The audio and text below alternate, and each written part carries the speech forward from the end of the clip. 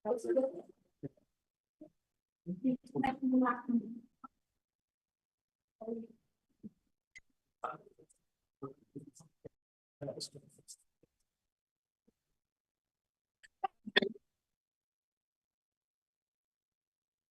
teman-teman, mohon koreksi, suara saya terdengar jelas. Jelas, Terdengar terdengar dokter. jelas. Oke, terus ini materi yang saya tampilkan sudah terlihat. Sudah, Dok. Terlihat, dokter. Oke, gini nih, mohon maaf, gini ini saya tampilannya on cam atau off cam ini? On cam, Dok. On cam ya? Nggih, Dok, on cam. Oke, baik. Teman-teman, untuk mempersingkat waktu, mungkin kita mulai terlebih dahulu kegiatan perkuliahan kita pada siang hari ini. Sebelumnya, Assalamualaikum warahmatullahi wabarakatuh. Selamat siang dan salam sejahtera untuk kita semua, teman-teman. Pada siang hari ini, kita akan melanjutkan perkuliahan mata kuliah ilmu bedah khusus veteriner, di mana pada siang hari ini kita akan membahas mengenai daerah-daerah ataupun pembedahan pada daerah kulit. Nah, saya sebelumnya mohon maaf, untuk jadwal saya cuma satu tatap muka ini kan ya?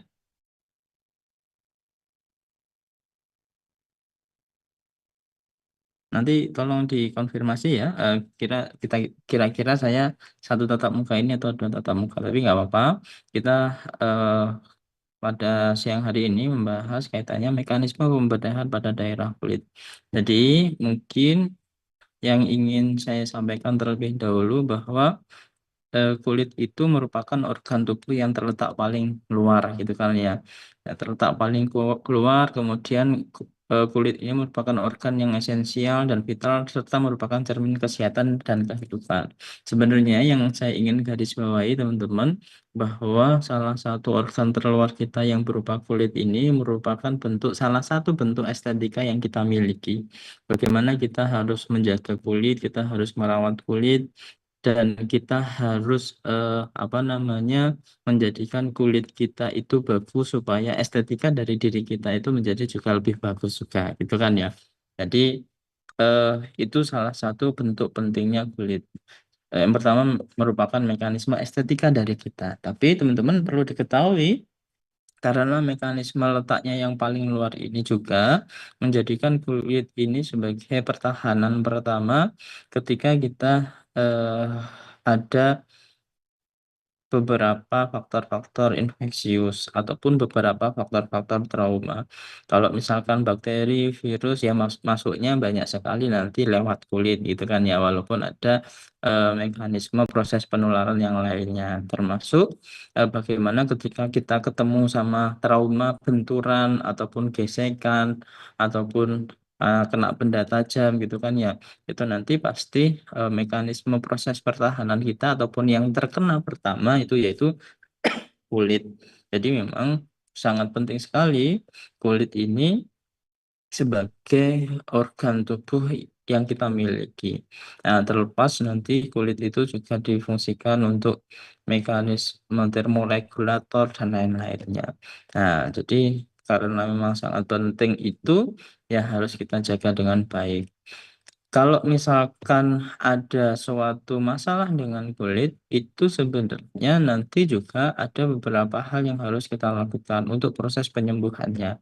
Beberapa waktu yang lalu, teman-teman sudah kita ajak diskusi bahwa mekanisme proses penyembuhan luka, terutama kulit, ketika ada benda tumpul ataupun trauma-trauma yang terjadi, maka ada mekanisme yang namanya koagulasi. Ada mekanisme yang namanya inflamasi, ada mekanisme yang namanya proliferasi, ada mekanisme yang namanya remodeling. Nah, beberapa mekanisme itu merupakan salah satu tahapan-tahapan yang terjadi pada kulit ketika memiliki atau terkena trauma. Nah, tahapan-tahapan itu juga dalam proses perkembangannya, dalam proses di setiap stase tahapan itu ada beberapa hal yang mempengaruhi. Salah satunya bagaimana di dalam tubuh kita secara keseluruhan itu memerlukan beberapa vitamin yang seimbang, nutrisi yang seimbang, termasuk antioksidan yang seimbang. Contoh misalkan di dalam proses koagulasi, proses pembukuan darah. Nah, kalau misalkan kita kekurangan vitamin K, ya efeknya nanti darah kita di proses koagulasi setelah terkena trauma, ya nanti nggak sembuh-sembuh gitu kan ya. Nanti nggak mengental-mengental gitu. Itu salah satu contohnya. Contoh lagi, misalkan kalau kita itu kekurangan antioksidan, jadi penting antioksidan itu penting. Contohnya mungkin apa namanya flavonoid dan lain-lain lah gitu kan ya. Ada juga yang bentuknya sudah obat itu saya sering mengkonsumsi. Jadi saya kemarin itu sempat mengkonsumsi antioksidan, ternyata juga ngefek di kesehatan kulit.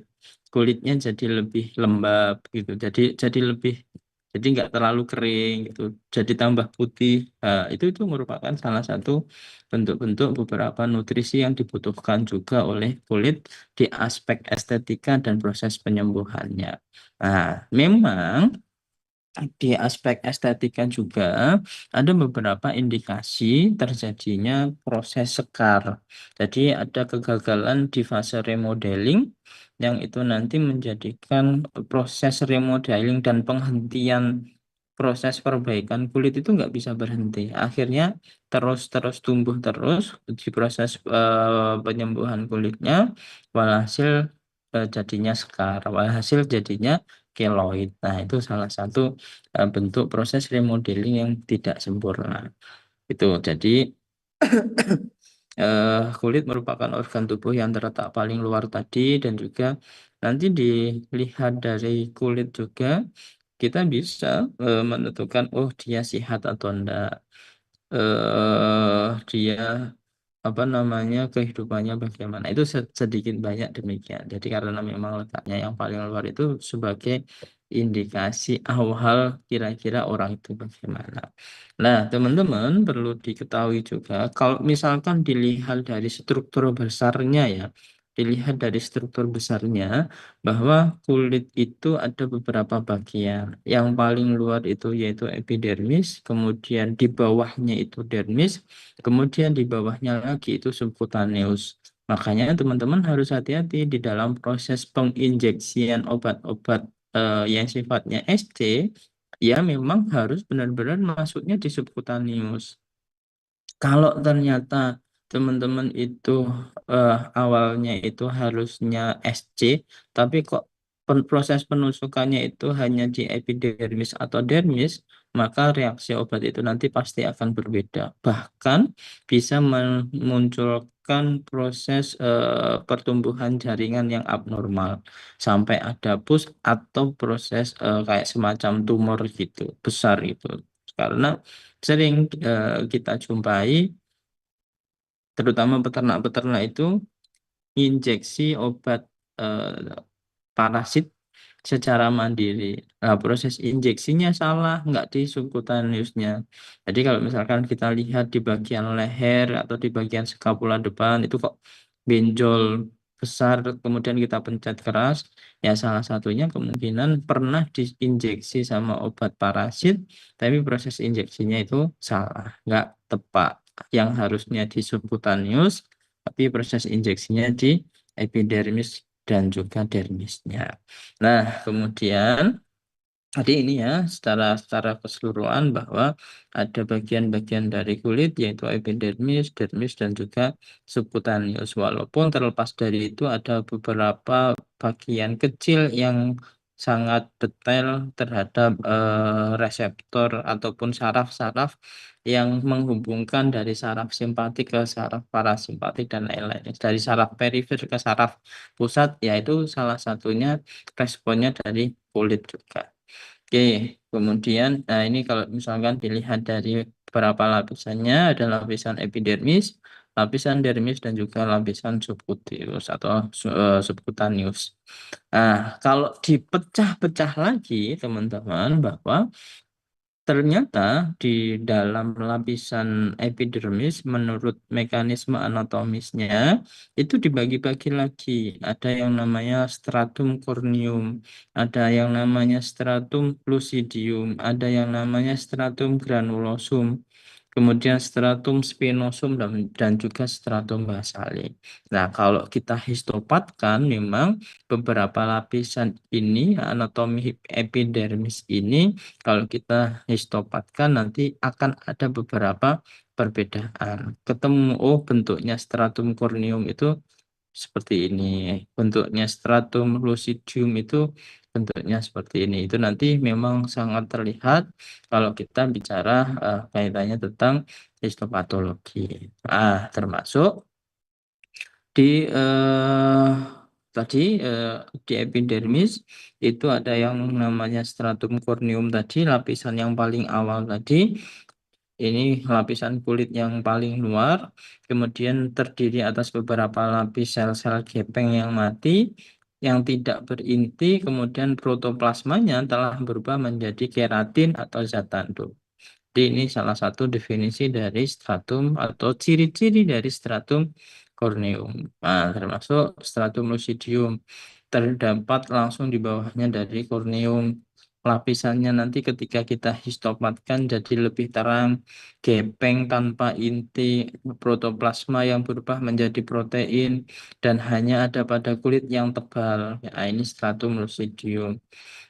Kemudian stratum granulosum juga demikian. Lapisan yang ketiga terdiri dari 2 sampai 3 lapisan sel-sel gepeng gitu, seperti lapisan butir. Ada lapisan bulir padi, sitoplasmanya berbutir kasar, terdapat inti juga di antaranya. Tampak jelas di telapak tangan dan juga kaki. Ini beberapa gambaran. Stratum spinosum juga demikian dan juga stratum basalis. Kemudian untuk yang selanjutnya setelah epidermis itu kan dermis, lapisan bawahnya.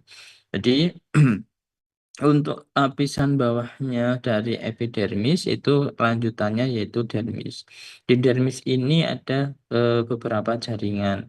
Yang pertama yaitu kolagen, kemudian serat elastis, dan juga otot dan juga saraf.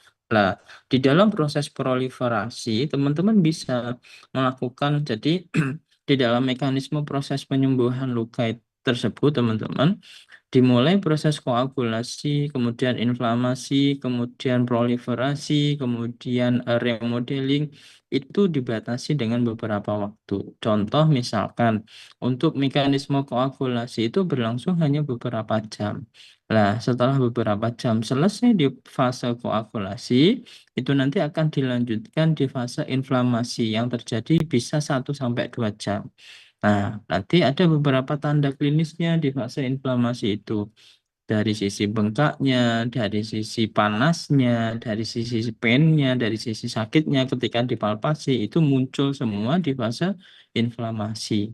Berlangsung di antara 1 sampai 2 hari. Lepas dari itu, nanti masuk di fase proliferasi. Bahkan di fase proliferasi ini, bisa sampai bertahan itu kurang lebihnya 15 sampai 16 hari. Ada literasi yang menyebutkan bisa sampai 17 hari. Nah, di dalam mekanisme fase proliferasi itu teman-teman bisa kalau misalkan melakukan proses penelitian untuk proses penyembuhan luka, bisa diambil di 15 hari, dicek, dihistopatkan kira-kira kolagennya bagaimana, otot-ototnya bagaimana, itu bisa kita amati sudah terbentuk fibrinnya atau tidak. Itu nanti bisa kita amati. Lah, lepas dari itu di sampai 21 hari itu masuk ke fase remodeling. Nah, kemudian di dermis ini nanti juga ada beberapa suplai darah dan juga saraf. Jadi harus hati-hati ketika kita melakukan proses injeksi, ketika injeksinya hanya di bagian kulit saja ya, ditakutkan nanti apa namanya sarafnya dan lain-lainnya.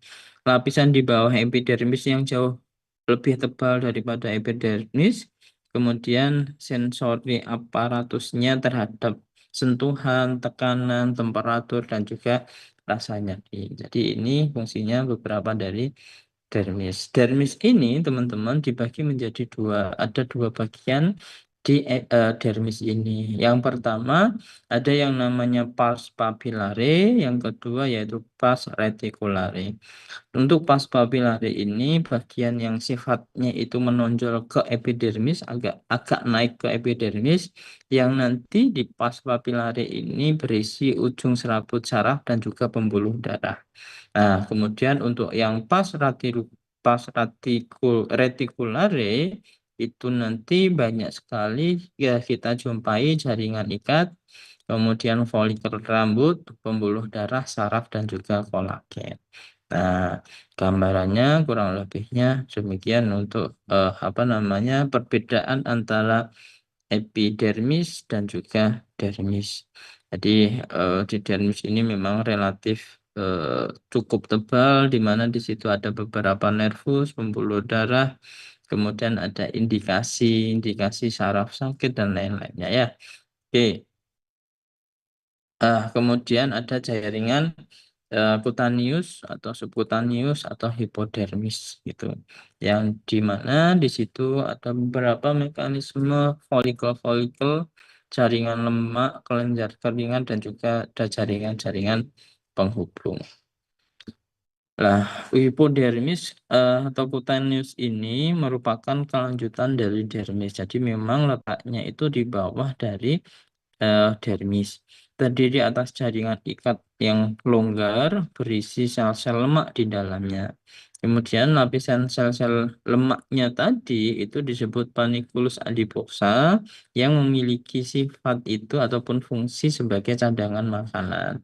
Jadi kalau kita kelihatan gemuk ini, ya salah satu mekanisme proses penyimpanan lemaknya itu di jaringan-jaringan hipodermis ini yang dinamakan panniculus adiposa ini. Dalam lapisan ini nanti terdapat ujung-ujung saraf tepi, pembuluh darah dan juga getah bening.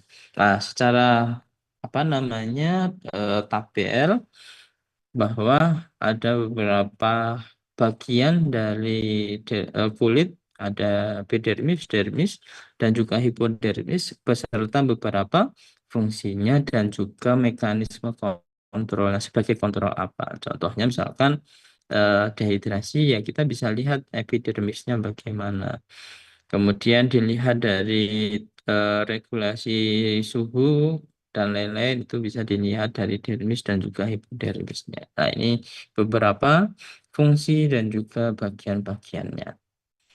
Ah, memang teman-teman di dalam mekanisme aspek pemeriksaan kulit itu sebaiknya dilakukan dengan menyeluruh dan dipastikan bahwa tidak ada penghalang gitu terhadap proses pemeriksaan kulit tersebut. Karena apa? Banyak sekali kita jumpai bahwa kulitnya itu sebenarnya nggak sehat. Kulitnya itu sebenarnya kusam, gitu kan ya, ada eritema dan lain-lain lah.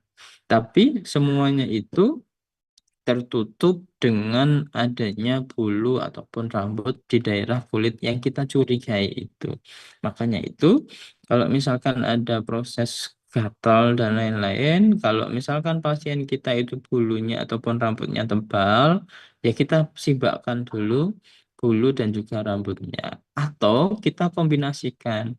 Kadang-kadang memang untuk proses adanya kausatif atau simptom yang mengatakan bahwa kulitnya bermasalah, kulitnya nggak sehat, itu biasanya linier dengan kondisi bulu dan juga rambutnya. Rambutnya kusam, rambutnya rontok, rambutnya banyak ketombenya dan lain-lain. Itu bisa dikolaborasikan dengan mekanisme proses kesehatan kulit yang dideritanya. Nah, kalau misalkan rambutnya gampang dicabut, rontok gitu, kita apa gosok-gosok tiba-tiba sudah nempel di tangan kita. Ya kita sibakkan barangkali di daerah tersebut ada skarnya atau ada ada eh, apa namanya gatal-gatalnya dan lain-lain. Nah, itu bisa kita kombinasikan dan juga kita kolaborasikan. Nah, ini salah satu bagaimana mekanisme pemeriksaannya. Kita bisa melakukan anamnesa, inspeksi, palpasi, terutama pemeriksaan lanjutan scraping untuk melihat adanya parasit atau enggak. Kemudian kita bisa pakai bootlamp juga untuk melihat adanya panuka, daskurap, dan lain-lain. Bisa juga kita lakukan mekanisme swab dan juga biopsi. Nah, pemeriksaannya nanti saya ini sedikit mengulang bagaimana dulu waktu di diagnosa klinik bahwa kita di dalam pemeriksaan kulit itu harus memeriksa beberapa hal. Yang pertama keadaan bulunya, kemudian warna bulunya, kemudian elastisitas kulitnya, salah satu bentuk bagaimana kita melihat kondisi dehidrasi atau tidak pada pasien kita. Kemudian permukaan kulitnya, ada pruritus atau tidak, bintik-bintik gatal-gatalnya atau tidak. Kemudian dilihat kelenjar lemak, kelenjar keringat, dan juga bagaimana bau yang dimunculkan. Tuh. Nah, salah satunya di dalam mekanisme proses pemeriksaan keadaan bulu, ya kita lihat suram keringnya, mengkilap atau licinnya. Nah, itu nanti dari situ saja kita bisa melihat kira-kira klien kita itu dalam aspek proses pemeliharaan ternaknya, dalam aspek proses pemeliharaan pet animalnya, hewan-hewan kesayangannya itu memberikan nutrisi yang cukup atau enggak. Contoh misalkan kalau kulit mengkilat atau bulu-bulu yang mengkilat di ternak ruminansia, yang sangat kemungkinan nanti nutrisinya itu sangat tercukupi, terutama zinc zat besinya. Nah, itu sangat efeknya nanti di kualitas bulu dan juga rambutnya. Kalau kambing-kambing itu rambut bulunya itu mengkilat-mengkilat, ya sangat mungkin sering diberikan kaliandra misalkan atau tambahan-tambahan nutrisi dari luar, serum dan lain-lain. Nah, tapi teman-teman di aspek proses pemeriksaan keadaan bulu ini harus di cross checkkan di umur. Kenapa? Karena ada mekanisme molting, ganti bulu. Nah, jadi teman-teman harus tahu bahwa kira-kira ganti bulunya kucing itu usia berapa ya? Kira-kira ganti bulunya kambing, sapi itu usia berapa ya? Jangan-jangan proses kerontokannya itu bukan karena kausatif tertentu, tapi karena dia itu sudah usianya atau sudah waktunya untuk ganti bulu. Nah, kemudian dilihat alopecia, adanya kebotakan, kemudian dilihat dari sisi trikoris dan lain-lainnya, patah atau enggaknya bulu tersebut.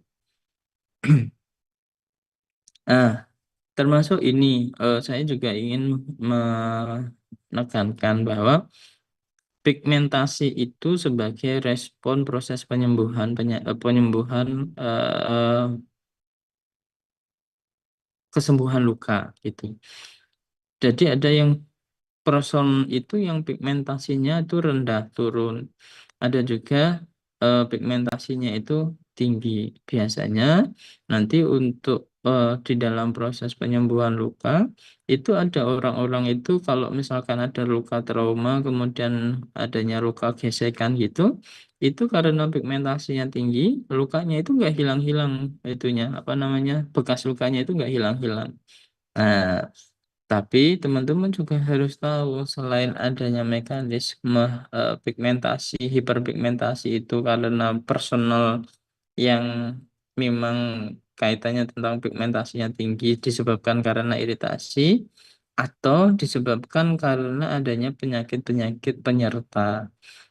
Contohnya kalau misalkan ada diabetes mellitus misalkan mohon maaf itu nanti juga bisa menyebabkan hiperpigmentasi atau adanya penyakit-penyakit sistemik lainnya, misalkan salah satunya tadi diabetes mellitus gitu. Yang mungkin kalau misalkan teman-teman tahu lehernya orang-orang yang agak gemuk-gemuk seperti saya ini biasanya hitam. Nah, itu harus hati-hati juga gitu. Kemudian dilihat dari elastisitas kulitnya, nanti kita bisa cubit di bagian-bagian yang kalau agak longgar, kemudian kita cek kira-kira proses baliknya itu berapa lama. Nah, ini mungkin sudah beberapa waktu yang lalu di mata kuliah diagnosa klinik Contoh ini, pigmentasi berlebihan ini bisa karena penyakit-penyakit kronis. Bisa juga karena eh, suplai darah pada kulit kurang atau insufisiensi jantung, gangguan-gangguan jantung, atau adanya pendarahan eksternal dan juga shock. Nah, ini salah satu. Oke, saya lanjutkan dulu di apa namanya? Oke, di lesi. Jadi lesi itu teman-teman ada dua tipe. Lesi yang sifatnya primer dan juga sekunder. Salah satu contoh lesi itu ya jerawat kita ini. Jadi kalau teman-teman jerawatan itu merupakan salah satu bentuk adanya lesi pada kulit kita. Nah, untuk yang lesi primer itu ada papula, makula, vesikula, dan juga will. Kemudian untuk yang sekunder itu ada skema, erosi, dan lain-lainnya.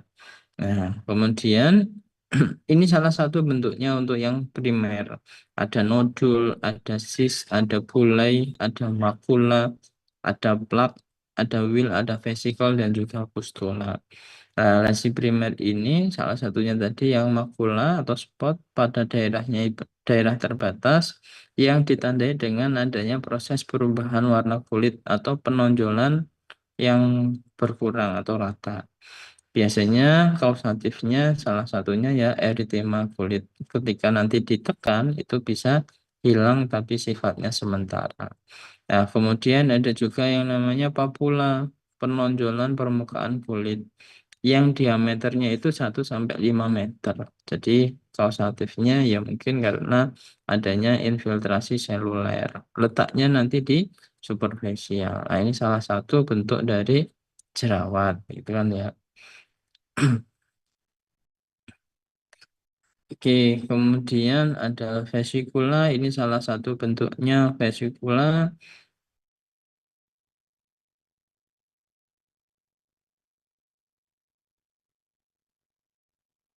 Oke, saya lanjutkan dulu. Ini untuk lesi sekundernya ada scraf atau skoma. Yang skema ini atau scraf ini merupakan jaringan epitel yang lepas gitu. Jadi di bagian luarnya epitel itu lepas tertinggal pada bulu-bulu gitu. Yang merupakan proses proliferasi yang terus-menerus pada stratum germinatium kulit. Biasanya untuk skema atau scraf ini karena adanya beberapa defisiensi nutrisi vitamin A, asam nikotin, dan juga riboflavin. Bisa juga karena mekanisme parasit, fungus, dan juga zat kimia. Jadi ini bentuknya scraf gitu. Nah, kemudian ini salah satu contoh dari skema tadi, scraf tadi. Kemudian ada erosi, kemudian ada juga ekskoriasi. Nah, bedanya apa? Kalau erosi itu merupakan hilang atau terkelupasnya kulit yang terbatas sampai bagian epidermis. Jadi ketika kita jumpai, misalkan ada orang yang jatuh itu, kemudian di bagian kulitnya itu ada trauma sampai pada bagian epidermis, bagian luarnya, lecet-lecet itu sehingga itu dinamakan erosi. Jadi pada erosi ini memang sekedar hanya adanya proses lecet, goresan-goresan ini tanpa disertai adanya proses pendarahan.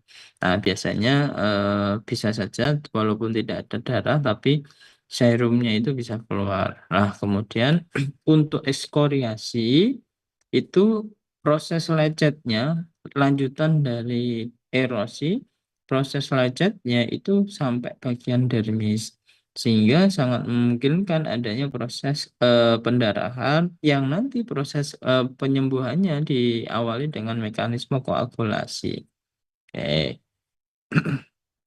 Ya, salah satu contohnya ya selain adanya mekanisme goresan jatuh, misalkan kalau kita melakukan mekanisme proses insisi, nah itu salah satu bentuk eh, proses perlukaan. Teman-teman harus tahu juga bahwa insisi dan eksisi itu apa namanya dua hal yang prosesnya itu berbeda. Insisi kita hanya menarik garis lurus saja, tapi kalau untuk proses eksisi kita membentuk bentukan, misalkan segitiga, bulat ataupun kotak, gitu kan ya. Nah, kemudian ada juga ulkus yang merupakan defek yang lebih dalam dibandingkan erosi dan juga ekskoriasi. Jadi kalau misalkan urutannya yaitu erosi, kemudian ekskoriasi, kemudian ulkus. Nah, jadi kalau misalkan ulkus ini bisa sampai di melewati dari epidermisnya. Jadi melewati epidermis sampai nanti di papillary dermisnya. Nah, memang nanti untuk luka-luka yang sifatnya ulkus ini lebih sering atau lebih cenderung bisa menyebabkan yang namanya jaringan parut atau skar. Nah, kemudian selain itu ada ulcera. Tapi untuk ulcera ini masih di dalam tahap lokal jaringan karena adanya mekanisme keradangan ataupun trauma. Oke, saya lanjutkan dulu. Kemudian ada krusta, biasanya disebabkan ringworm, jamur gitu. Nah, jadi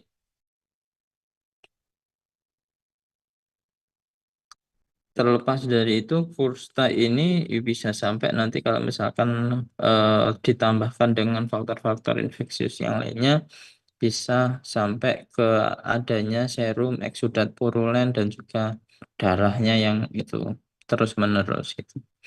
Nah, kemudian ada parut luka ataupun skar gitu ya. Nah, bentuknya nanti skar ini seperti ini. Jadi ada beberapa literasi itu yang menyebutkan bahwa skar ini walaupun definisinya proliferasi jaringan fibrosa yang mengganti jaringan kolagen normal setelah terjadi luka, ulkus, atau lesi kulit lainnya, skar ini bersifat hipertrofi, bertambah besar kulitnya, dan atrofi kulitnya itu semakin mengecil. Biasanya memang skar ini ada juga literasi yang menyebutkan karena faktor genetik. Contohnya saya ini banyak sekali skar-skarnya, banyak sekali apa namanya jaringan parut gini. Lecet sedikit sudah eh, muncul skar dan lain-lain. Karena memang ibu saya ternyata juga demikian. Ada mekanisme skarnya ini. Nah, kemudian ada ligenifikasi yang merupakan mekanisme proses penebalan kulit. Oke, saya lanjutkan dulu. Nah, tadi berdasarkan bentuk-bentuk lesi gitu kan ya. Nah, selain itu teman-teman juga bisa kita kategorikan itu berdasarkan warnanya. Ada yang namanya eritema. Jadi eritema itu merupakan perubahan warna kulit yang awalnya putih atau kuning ya seperti kulit-kulit kita sawo matang ini kemudian berubah menjadi merah. Nah, hal ini karena adanya proses dilatasi dari pembuluh darah. Nah, ciri khasnya untuk mekanisme eritema ini, jika bagian yang merah itu ditekan, maka sementara warna merahnya itu akan hilang karena pembuluh darahnya tidak bisa melewatkan darahnya. Nah, jadi kalau ditekan itu hilang, tapi kemudian muncul lagi kalau tekanannya itu kita lepas. Kemudian ada juga yang namanya telangiektasis, yang merupakan kondisi kulit yang merah karena dilatasi persisten dari pembuluh darah. Jadi kata kuncinya itu adalah persisten, jadi sifatnya itu terus-menerus. Walaupun ditekan, dia nanti itu masih tetap ada warnanya. Warna merahnya itu tidak akan hilang walaupun ditekan.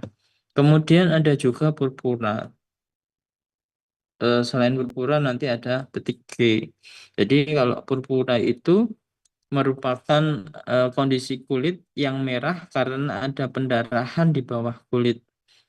Kok merahnya disebabkan adanya ekstravasasi pembuluh darah.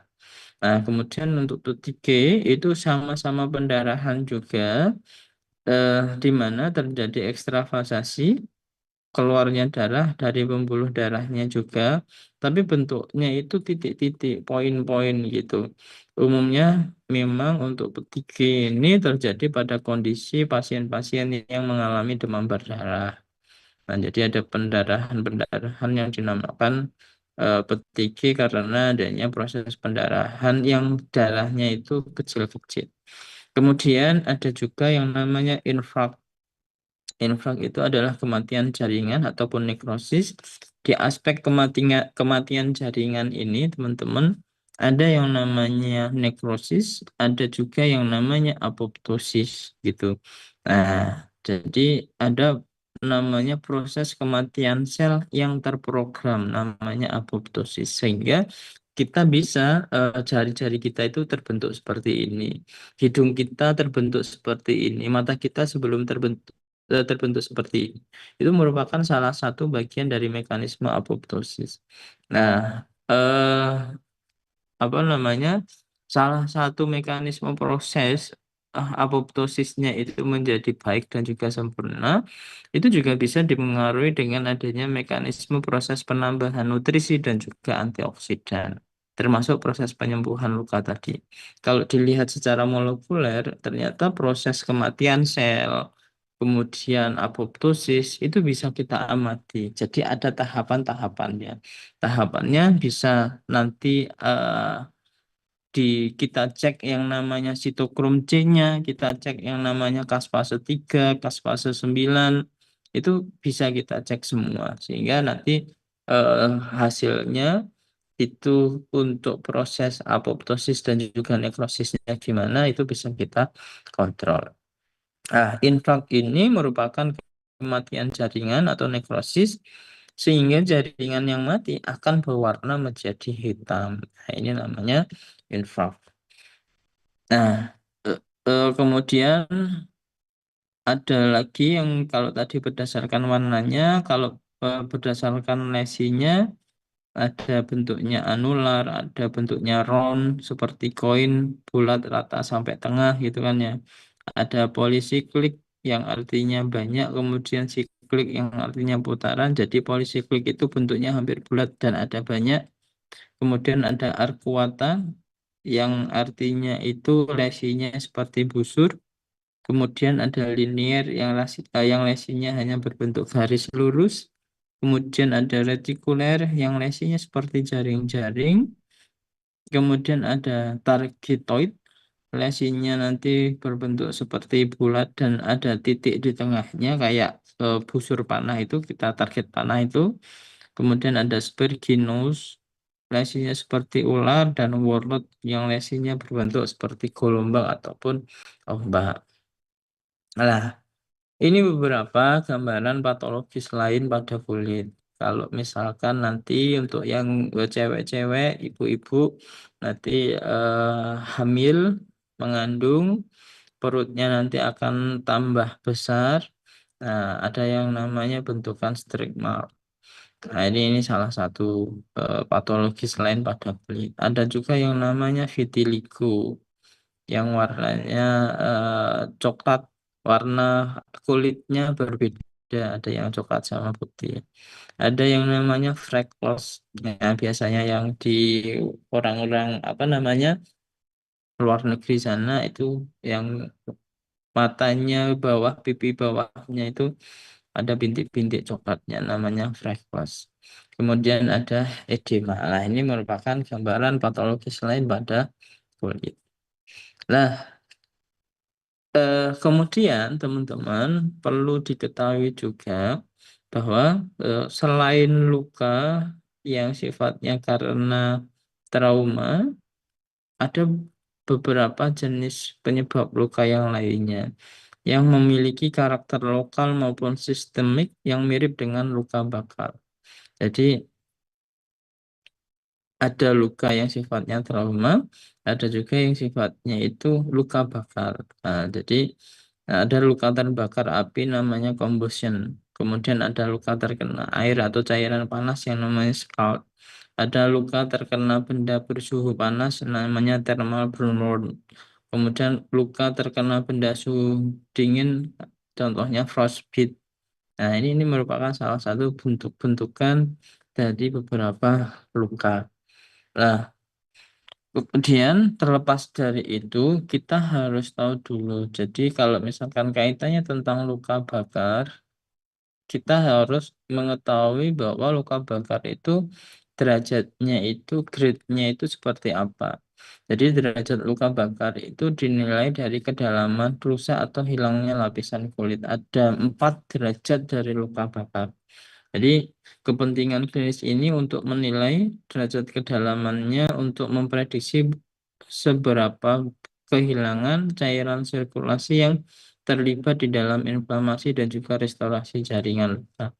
Nah, derajat ini nanti juga bisa kita sebagai acuan kira-kira mekanisme proses penyembuhannya juga gimana, memerlukan waktu berapa lama. Termasuk beberapa tahun yang lalu ada mbak-mbak teman-teman kakak-kakak kelas kalian itu yang meneliti kaitannya tentang luka bakar yang disembuhkan dengan sugar dressing. Jadi dibandingkan antara proses pemberian obat-obat luka misalkan bioplasenton dengan diberikan madu dan dibandingkan dengan sugar dressing. Sugar dressing itu luka bakarnya itu tidak diberikan bioplasenton tapi diberikan sama serbuk gula. Nah, jadi gula itu di di apa namanya? Ditaruh di atasnya luka bakarnya tersebut. Nah, salah satu kenapa kok dipilih? Ternyata gula itu bisa menyerap cairan yang ada di lukanya itu sehingga bisa eh, cepat mengeringkan lukanya. Ada yang bilang demikian. Kemudian kalau dilihat dari gambaran di sini, teman-teman, berdasarkan dari derajat lukanya, yang paling kanan itu merupakan kulit yang sifatnya sehat, kulit yang sifatnya itu normal. Jadi di dalam kulit yang sehat dan juga kulit yang normal itu bisa kita jumpai epidermis, dermis, hipodermis, kemudian sampai ke muskulusnya dan juga sampai ke tulangnya gitu ya. Jadi ada beberapa lapisan kulit tadi yang menyertai, kemudian setelah di bawahnya dari lapisan kulit itu muskulus, kemudian sampai ke tulangnya. Nah, untuk derajat-derajat mekanisme luka bakar ini ya memang berbeda-beda gitu kan ya. Kalau derajat satu hanya dari sisi epidermisnya, kemudian derajat 2 sebagian dari dermisnya, derajat 3 itu seluruh dermisnya itu habis. Nah, kalau derajat 4 itu muskulus bisa sampai ke tulangnya itu juga terkena. Nah, jadi luka derajat satu ini bila rusak atau hilangnya lapisan kulit yang hanya mencakup lapisan epidermisnya saja. Nah, tanda klinisnya sering nanti kita jumpai adanya kulit yang berwarna kemerahan atau biasanya kita sebut eritema. Nah, kemudian selain adanya mekanisme eritema tersebut, bisa kita jumpai juga pasien-pasien kita itu yang adanya pain, rasa nyeri, misalkan pada kulit yang terbakar sinar matahari gitu kan ya, atau terkena uap yang sangat panas, penanak nasi dan lain-lain itu biasanya ada sakit-sakitnya. Kemudian untuk warna kemerahan dapat jelas terlihat pada penderita yang berkulit putih. Jadi kalau misalkan saya kayak saya ini yang kulitnya gelap ataupun sawo matang, nanti bisa saja warnanya jadi lebih gelap gitu. Nah, tapi teman-teman juga harus bisa membedakan warna gelap itu dengan jaringan-jaringan nekrotik, jaringan-jaringan atau kerusakan kematian sel. Nah, biasanya memang untuk luka derajat satu ini nanti sembuhnya bertahap dan juga spontan dalam kurun waktu 28 hari tanpa menimbulkan skar, tanpa menimbulkan jaringan parut gitu kan ya. Kemudian untuk luka yang derajat 2 bisa untuk rusaknya atau hilangnya lapisan kulit yang mencakup epidermis dan sebagian dermisnya. Jadi masuk sampai ke dermisnya walaupun hanya sebagian. Tanda klinisnya yang khas ini, jadi untuk yang derajat 2 ini ada dua tipe lagi, ada 2A dan juga 2B. Kalau misalkan kita jumpai ada luka bakar yang nanti sampai memunculkan lepuh saja, melentung saja, gitu kan ya, itu derajat 2 yang sifatnya dangkal. Tapi kalau sudah sampai kulitnya nanti terkelupas, itu masuk ke derajat 2 yang dalam. Jadi luka dengan kehilangan sebagian dermis ini bila dibiarkan nanti bisa sembuhnya spontan yang proses penyembuhannya juga hampir kurang lebihnya 3 minggu. Biasanya lukanya dengan lebar itu lebih dari 5 cm yang nanti bisa beresiko untuk apa namanya munculnya jaringan parut. Kemudian luka yang kedalamannya mencapai daerah sel-sel pigmen kulit dapat pada dermis nanti juga menyembuh dengan potensi jaringan parut. Nah, ini lepuh atau bule tadi yang terkategori pada eh, derajat 2 yang A. Jadi adanya suhu yang cukup tinggi itu menyebabkan rusaknya hemidesmosom antara membran basalis dan epitel epidermis. Tetapi hal itu tidak cukup kuat untuk memutus desmosom dan merusak seluruh lapisan untuk epitel epidermisnya. Nah, sehingga hanya memunculkan yang namanya lepuh atau bule ini. Lah, kemudian untuk yang luka derajat yang tipe 2B itu bisa sampai terkelupas. Jadi kalau misalkan kontak lebih lama nanti bisa sampai rusak atau hilang satu lapisan utuh epidermis dan juga sebagian dermisnya. Nah, jadi karena memang dermis itu kan kaya vaskularisasi, jadi sangat memungkinkan nanti kita jumpai ketika terjadi luka derajat 2 ini warna jaringan kemerah-merahan, basah dan juga bahkan lembab. Nah, ini nih luka derajat yang sifatnya 2B. Teman-teman bisa melihat di sini perbedaan antara derajat 2A dan juga 2B. Kalau derajat 2A itu hanya melepuh saja, kalau derajat 2B sudah ada proses pengelupasan kulitnya. Nah, kemudian untuk yang luka derajat 3 atau full thickness itu terjadi bila rusak atau hilangnya lapisan kulit meliputi seluruh kedalaman lapisan kulit sampai dermis yang nanti bisa sampai di lapisan lemaknya eh, sampai dalam gitu kan ya. Tidak dijumpai keluhan rasa nyeri pada penderita atau ya ya pastinya apa namanya karena reseptornya itu bisa sampai hilang gitu kan ya. Kemudian pucat, perabaan dingin, kemudian perabaan permukaan kaku dan keras seperti papan. Tanda klinis yang khas dari luka derajat 3 ini adanya ekskar atau jaringan keras berwarna pucat akibat denaturasi atau koagulasi protein dermis dan juga fasia. Jadi ya sangat memang parah gitu kan ya.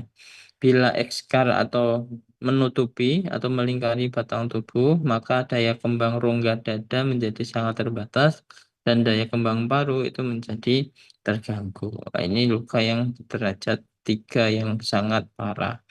Nah, kalau misalkan dilanjutkan lagi untuk yang derajat 4 itu bisa sampai terlihat hampir terlihat dari sisi tulang-tulangnya.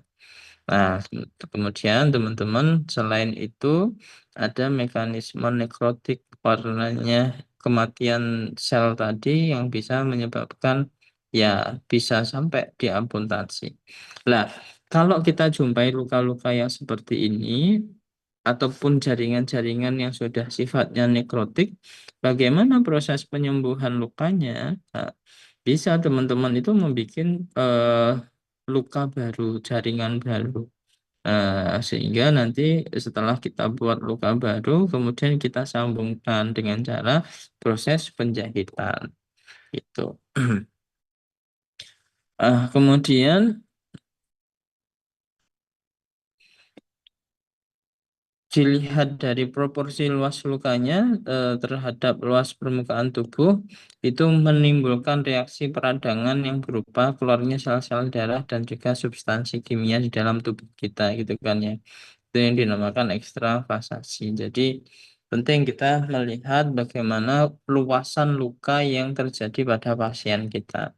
Kemudian selain itu kita juga penting mengetahui kondisi penyerta pada pasien kita.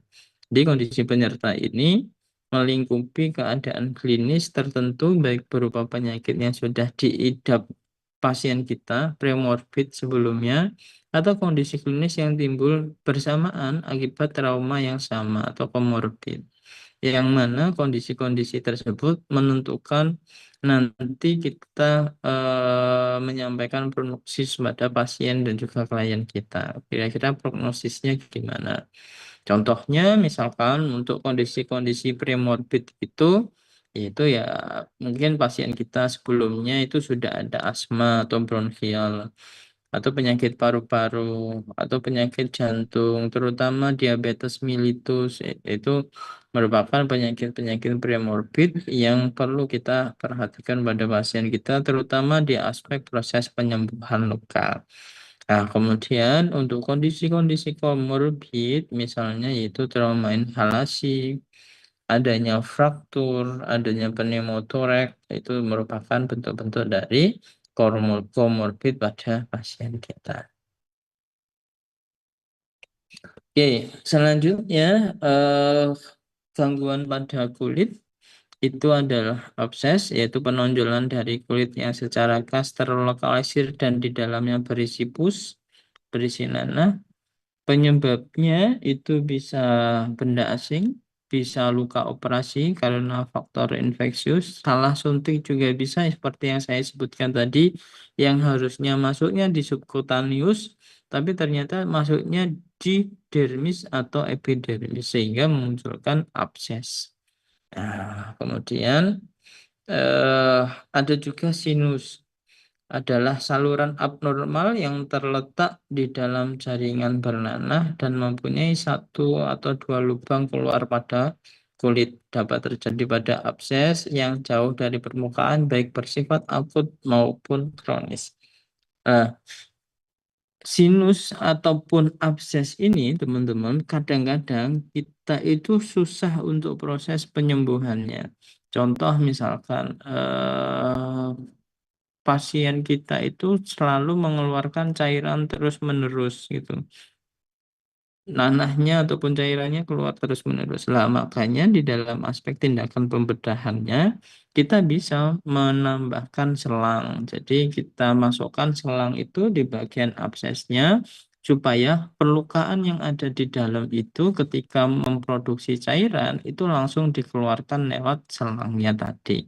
Nah, itu salah satunya juga bisa kita lakukan demikian. Kalau sudah terkontrol, baru selangnya bisa kita cabut. Dan itu pernah dulu waktu koas dulu saya lakukan dengan almarhum Dr. Joko Galiono, dan memang benar. Bahkan waktu itu dalam satu hari itu produksi cairannya ya bisa sampai 5 milian gitu, 5 mili lebih bahkan waktu itu. Itu diproduksi dari eh, lukanya tersebut. Nah, itu kalau misalkan nggak dikeluarkan terus-menerus, ya nggak kering-kering di proses penyembuhan lukanya. Nah, kemudian selain ada abses, kemudian sinus, ada sist yang merupakan kebengkakan yang lunak yang berfluktuasi berisi cairan yang agak kental. Kemudian ada fistula tadi. Fistula dan juga hematoma. Oke, ini beberapa contoh eh, gambaran-gambaran untuk penyakit-penyakit klinik kulit. Bentar. Kemudian ada tumor atau tumbuh ganda atau neoplasia yang merupakan pertumbuhan jaringan yang baru secara abnormal. Kemudian pada tumor ini, terutama yang jinak, mempunyai batas yang jelas dengan yang ganas. Jadi ada istilah benigna dan juga maligna. Kalau misalkan tumor ya memang salah satu terapinya kita lakukan untuk tindakan pembedahan.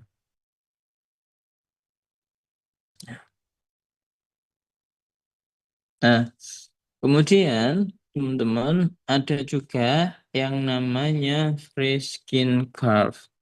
Jadi free skin graft ini dilakukan dari hewan penderita yang sama untuk memperoleh autograf. Jadi ada tindakan estetika untuk melakukan reparasi pada bagian-bagian tertentu. Jadi indikasinya dilakukan untuk operasi rekonstruksi kulit yang disebabkan karena luka akibat trauma, kekurangan akibat kerusakan kulit ataupun terbakar. Jadi bisa kalau misalkan adanya proses trauma perlukaan pada daerah wajah gitu, kita ambilkan karakteristik kulit yang hampir sama dengan wajah. Misalkan diambilkan dari apa paha atas misalkan. Jadi kulitnya yang di paha atas itu kita ambil, kemudian kita tempelkan pada daerah wajahnya. Misalkan demikian. Jadi gambarannya untuk free skin graft itu kurang lebihnya demikian. Tapi ya harus hati-hati dan juga kita harus mengontrol dua kulit tempat yang berbeda. Kulit yang awalnya kita buat tempat estetikanya, yang kedua ya perlukaan kulit yang baru yang kita ambil kulitnya. Jadi tipe jaringan kulit ini dapat digunakan untuk free skin graft ini permukaan luka yang baru dan sifatnya itu masih segar. Bisa dari flank atau sisi lateral regio cervicalis. Bagaimana free skin graft ini dilakukan? Yaitu perlekatan akan memberikan hasil jelek bila mana terjadi pembentukan fibrin serat di antara free skin graft dan lokasi pada hewan penderita. Terus yang kedua dikaitkan dengan produksi kolagen. Pada sisi ini nanti akan mengalami pematangan secara bertahap dan berlangsung beberapa minggu. Jadi produksi kolagen itu juga sangat penting untuk mekanisme proses penyembuhan lukanya. Nutrisi dilakukan melalui difusi langsung selama 2 sampai 3 hari tergantung nutrisi pada absorpsi dari fibrinogen, cairan serum dari capilar thread dan juga vaskuler limpatiknya. Jadi kita perlu memberikan nutrisi pada kulit yang baru ditempelkan. Jadi tergantung arteri dan juga vena yang mensuplai antara graft dan graft bed yang akan terjadi perkembangan sekitar 1 sampai 2 hari. Nah, faktor yang mempengaruhinya fisik dan mekanik separasi graft dari graft bed, terjadi akumulasi cairan di bawah graft, kemudian pergerakan dari graft disebabkan jahitan dan balutannya, dilihat dari konstruksinya, kemudian frekuensi pergantian balutan bisa dilakukan 3 sampai 4 hari. Kemudian lama balutannya sekitar 2 sampai 3 minggu. Jadi ini teman-teman kita bisa mengambil jaringannya, kemudian kita tempel di bagian tertentu, tapi yang ini juga harus apa namanya kita reposisi ulang gitu kan ya sehingga bisa sampai tertutup sempurna juga. Oke, mungkin itu yang bisa saya sampaikan untuk diskusi kita pada pagi hari ini terkait tentang mekanisme proses pembedahan pada kulit. Jadi teman-teman sebenarnya untuk mekanisme proses pembedahan pada kulit kalian teman-teman harus belajar mulai dari ukuran jahitan, ukuran jarum, dan juga ukuran dari benangnya. Kalau mau jahitannya itu bagus, ya harus atau jahitannya itu jahitan estetika, ya kita pilih kualitas jarum dan juga benang dulu yang bagus gitu.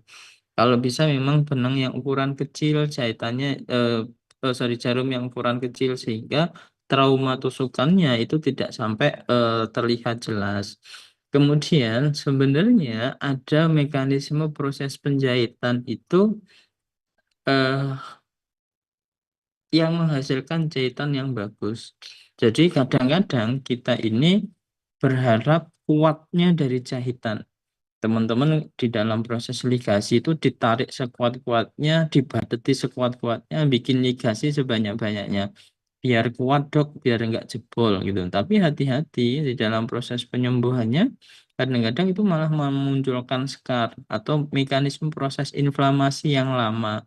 Sehingga sering kita jumpai itu di bagian kulitnya itu sudah mulai kering, tapi di bagian bawahnya, di muskulusnya, itu bentuknya keras gitu, bendol-bendol. Nah, itu ya karena proses penjahitan dan juga terutama ligasi yang terlalu padat, terlalu rapat, dan juga terlalu keras gitu. Jadi itu yang penting. Nah, untuk pembedahan kulitnya ini, penjahitan kulitnya ini, kalau mau estetika ya dipilih benang-benang yang kuat dan juga kecil, jarumnya juga kecil, dan proses ligasinya itu sebenarnya nggak perlu terlalu dipaksakan ditarik.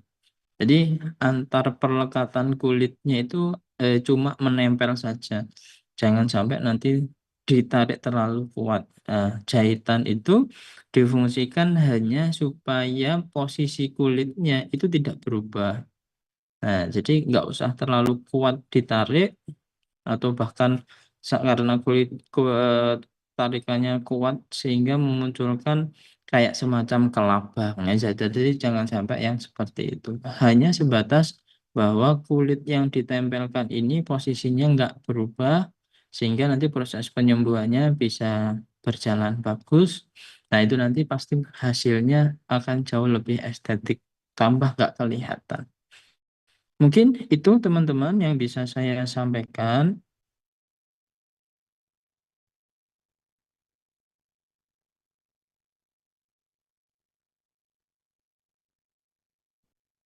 Kurang lebihnya saya mohon maaf. Saya akhiri dulu ya perkuliahan pada siang hari ini. Silahkan absensinya dikondisikan sendiri. Tapi saya tahu bahwa di sini yang hadir 42 dan nanti saya cek ya.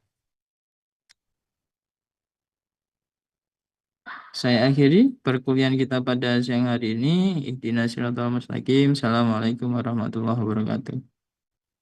Salam warahmatullahi wabarakatuh. Terima kasih banyak. Dokter. Terima kasih.